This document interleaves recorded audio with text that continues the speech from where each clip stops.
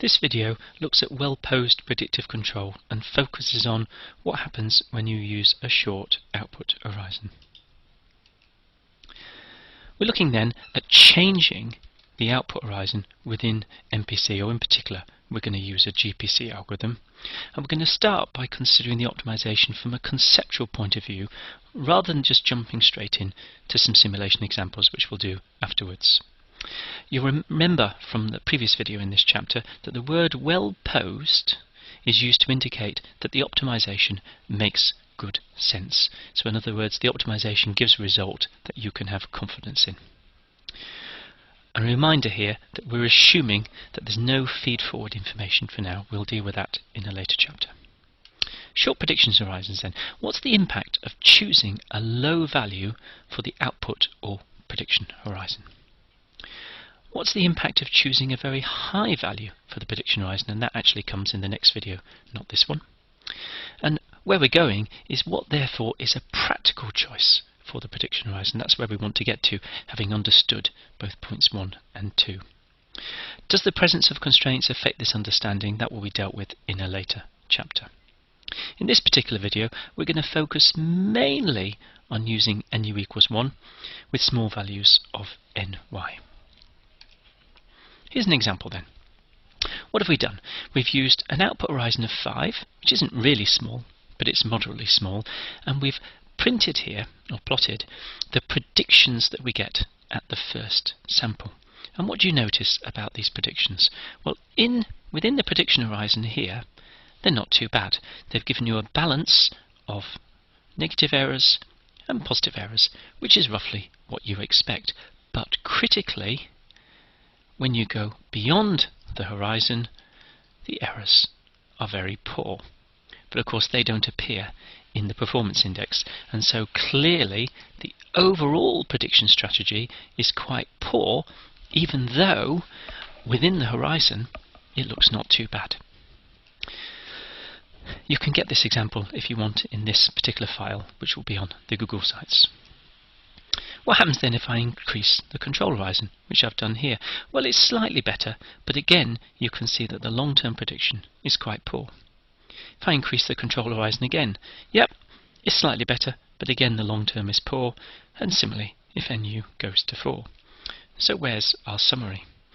Because, and this is key, the long term predictions are poor, so that's the predictions beyond the horizon, the user is going to end up changing their mind every time they do an optimization, because they say, oh, those predictions aren't going where I want, I need to change something in order to improve them.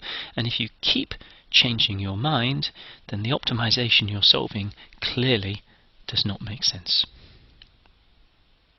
This just shows you an example of what happens if you change the input weighting, and you get a fairly similar insight. So the key point, just to summarize, is the GPC optimization only looks at the errors within the horizon, which is this bit here. It doesn't look at all these errors, and therefore it doesn't take them into account in the optimization. Now, what I've plotted in this one is the actual closed loop behavior, not the prediction, and what you'll notice is the actual closed loop behavior is quite different from the predicted behavior.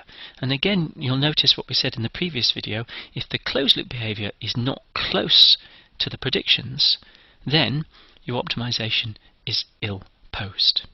And if you get good closed loop behavior, it's by chance, not by design, because the optimum prediction you've given is not close to what's actually happened.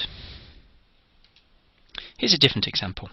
In this particular example, you can see that albeit you're not too bad, because this is a non-minimum phase system, within the horizon, once you go beyond the horizon, the output predictions are clearly very poor indeed.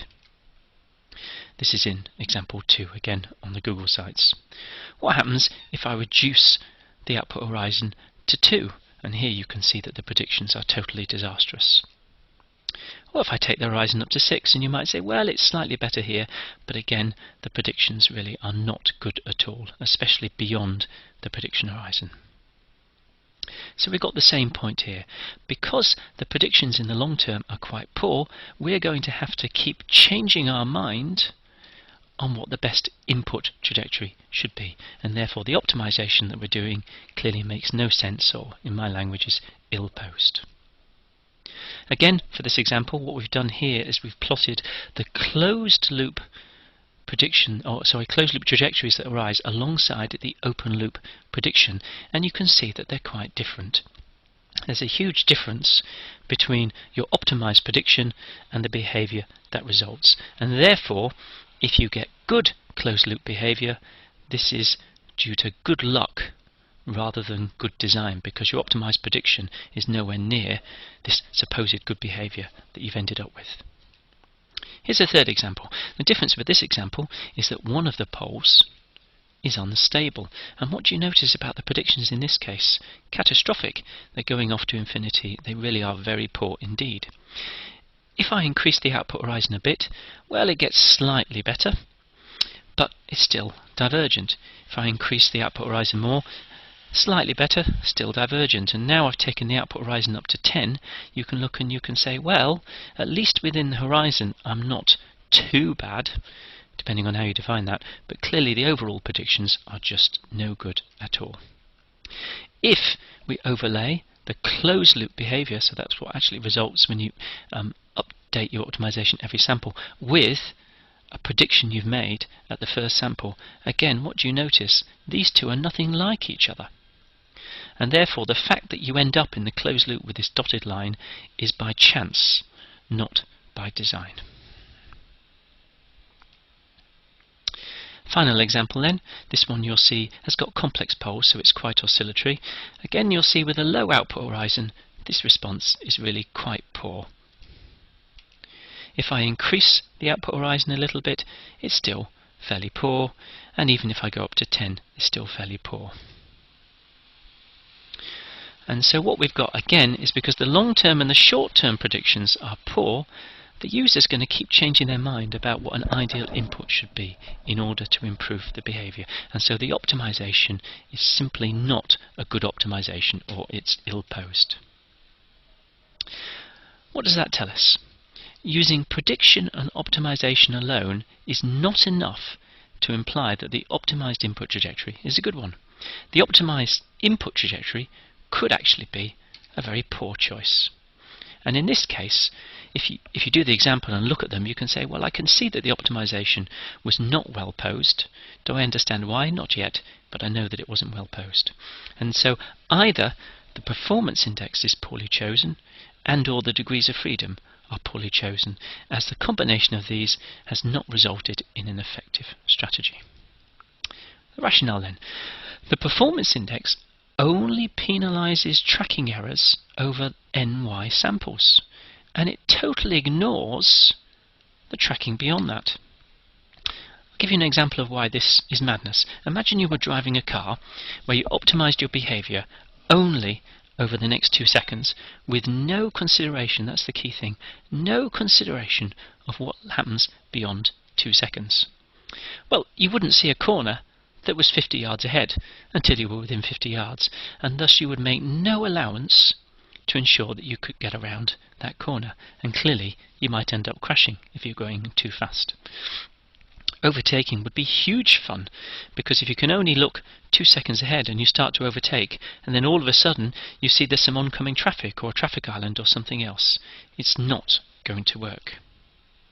So control strategies are clearly seriously flawed, and the reason they're seriously flawed is because they did not allow for the whole picture. They did not look at the whole prediction to see what's happening in the long term. They only looked at a narrow window in the immediate future, with no regard to the consequences beyond. Here's another silly example, just to make you think. So you're cold, and you want your fire to give off more heat quickly. So what do? You pile on lots and lots of wood, and obviously being careful not to damp down the current flames. And in the short term, bits of all this new wood's going to catch alight, and the fire's going to be a lot warmer, and you're going to be quite happy.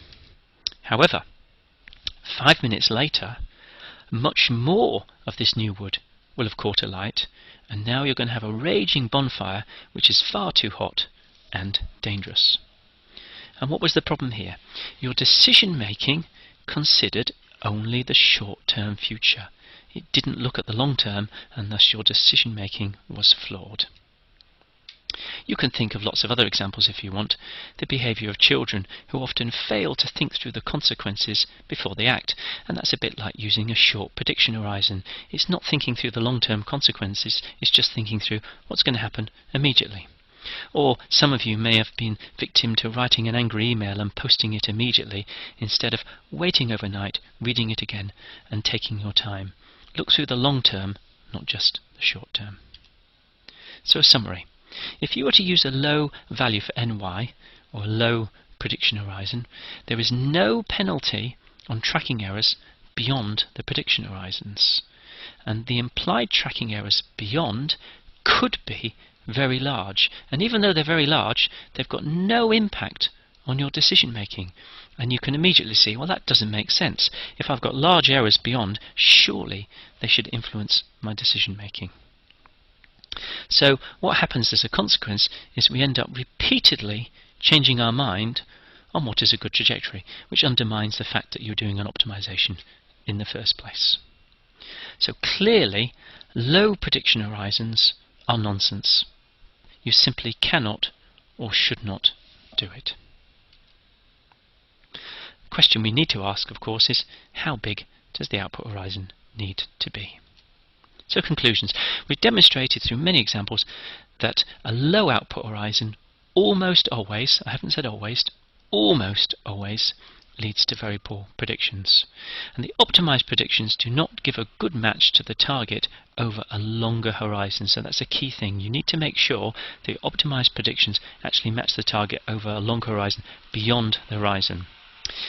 If you use low output horizons, they don't deal well with non-minimum phase characteristics, they don't deal well with unstable open loop behavior, or with oscillatory open loop pulse. The use of an associated performance index can therefore be very misleading, as it actually does not imply optimality in any reasonable sense. So being optimal over a short prediction horizon doesn't mean you're going to be optimal in the long term. And in summary again, you cannot use a small output horizon and expect the performance index to be meaningful.